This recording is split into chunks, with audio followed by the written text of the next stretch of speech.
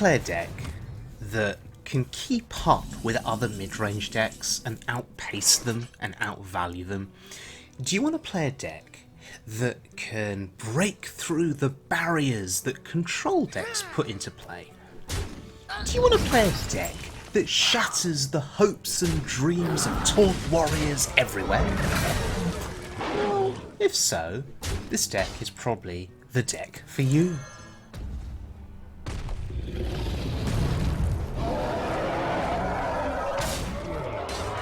Well, King Crush to the face seals the deal there. So, what deck are we playing here? Well, it's a Hunter deck, as you can see. What? People are playing Hunter again? Yep. After the Un'Goro expansion, people are playing Hunter again. Midrange Hunter with Beasts has made a bit of a comeback. Now, this is not the Questing Hunter. I feel that Questing Hunter hasn't really lived up to its potential yet, until people find a way to make it a bit better. This is a Beast-based Hunter, and you see a lot of the usual suspects prior to the expansion, of course. Cards like Fiery Bat, Kindly Grandmother, Scavenging Hyena making a comeback, Animal Companion, Rat Pack, Houndmaster. These are the usual suspects. Tundra Rhino is in this deck. The dream, of course, is playing Tundra Rhino on turn 5, if you're brave enough to do so. It goes uncontested. Turn 6, Savannah Highmane to the face with charge is pretty insane. But you've also got a lot of new cards that have come through from the Un'Goro expansion. So, Jeweled Macaw, which will essentially put a random beast into your hand.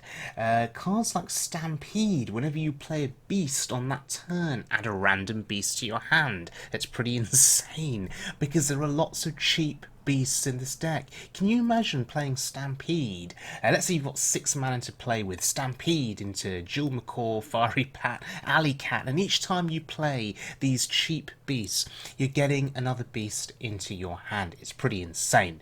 There are some wicked combos though with this deck too. So Alley Cat, for example, into the Crackling Razormaw. You can then adapt one of the cats that comes out of the Alley Cat card, and just that effect on turn 2 can sometimes be enough to start the sweep that wins you the game. That initial adapt effect can be very, very powerful. It's just not the Alley Cat, of course. You know, if you adapt to anything else, like the Hyena, for example, giving it a Divine Shield, or the Direwolf Alpha, just that initial adaptation to keep the board in your favour lets you win, because as a mid-range deck, if you have the board and if you have on-curve plays, you win.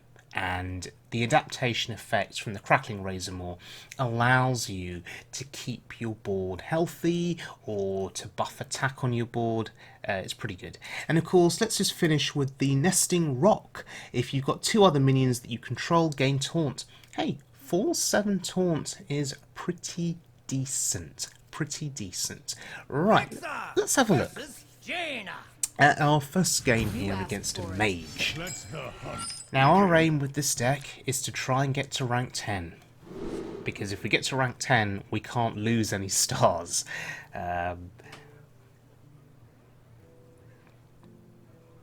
Okay, so we get rid of the Highmane. We're going to keep the other options here, so we have the coin, you see. So what we can do is we can coin out the Grandmother, or we could coin out the Alley Cat with another Alley Cat. Happy New Year. Okay. Ooh. Things just got interesting. So now we're not going to use the coin. We're actually just going to wait. We're just going to wait for now. Let him ping, sure, let him ping.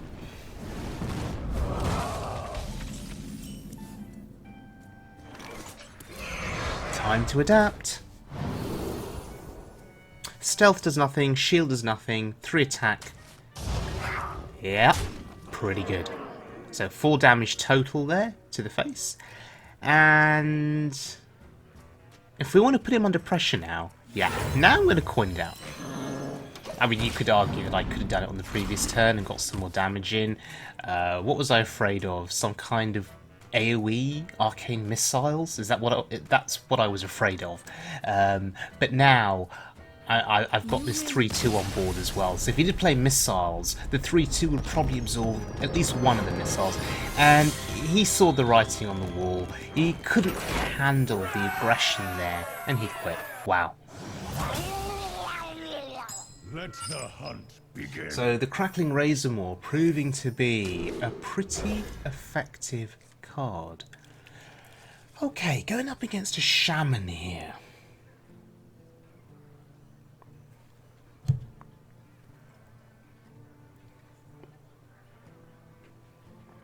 And this is for rank 10. And somehow I think this will probably be a tougher game to play. Because Maelstrom Portal, Lightning Storm, if this is Elemental Shaman, it's likely he'll have AoE. I have a curve though. Oh no, it's Murloc Shaman. Bloody hell. Right, he needs to summon 10 Murlocs. That's actually pretty straightforward to do. There's a lot of cheap Murlocs in the game.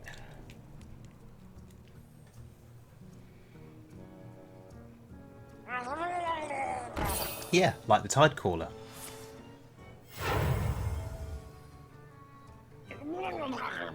Oh, that's really good for him. Please kill the 2-1. Damn. That was really unfortunate. Really unfortunate. But it's fine. I have an on-curve play here. Okay. No, we have to kill that, right? Yeah, that felt really bad. That felt really, really bad, but we had to do it. Misha would have been nice. Wow. So he's playing one Murloc after another. That quest is soon going to be completed.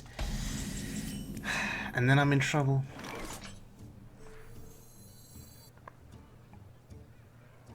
So, we could play the Crackling Razormaw and adapt Leok, but I'm going to trade first. I could give Leok +3 health, or I could give him Divine Shield. I don't think Stealth really does a huge amount long term. Yeah, I think the Shaman wants me to hurry up with my plays. Yeah, he's spamming Happy New Year. He wants me to carry on. He wants a quick game here. I think the 4 health on Leok is pretty good. Because now look, he's got a double trade. And he knows he can't leave Leok alive.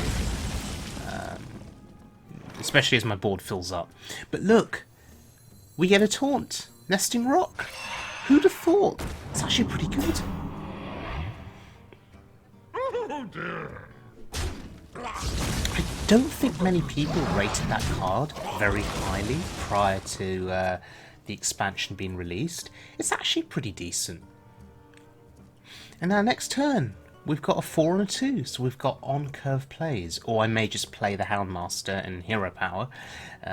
But we are taking it to the Shaman here. We are pressuring him. He only has 4 cards in hand, and he has to get through a 7 health taunt. That's not going to be easy.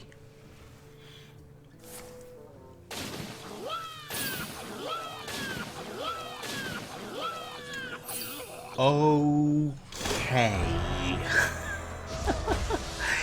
Oh god, he's just completed the quest. Oh no. And you know what's going to happen, right? He's going to buff those 1/1s. So, as much as I'd love to go face here,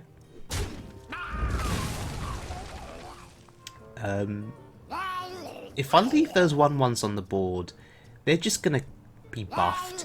and they'll kill my 4/7. That 4/7 taunt is really important right now. Firstly, it does 4 damage to the face. Secondly, I'm really scared given that that quest was completed.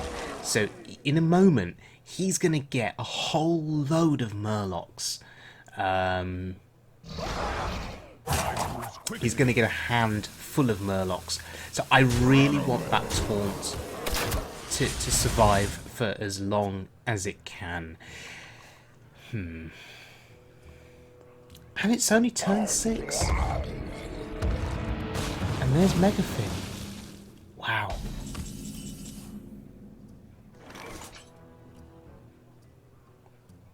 Do I have lethal?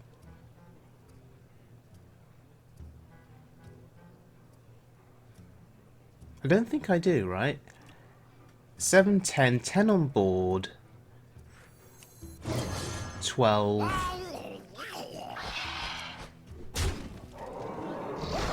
I can't kill him, but I can put him to 1. I can put him to 1. Yeah. All I needed to do was hero power, so in the end, we overcame the Murlocs and we've streaked into rank 10. That's pretty good.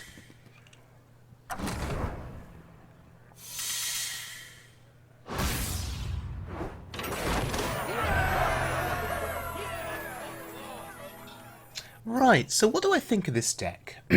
Crackling Razormaw did prove to be quite useful in that initial game against the mage. He managed to put the mage under a fair bit of pressure, and it just led to the concede.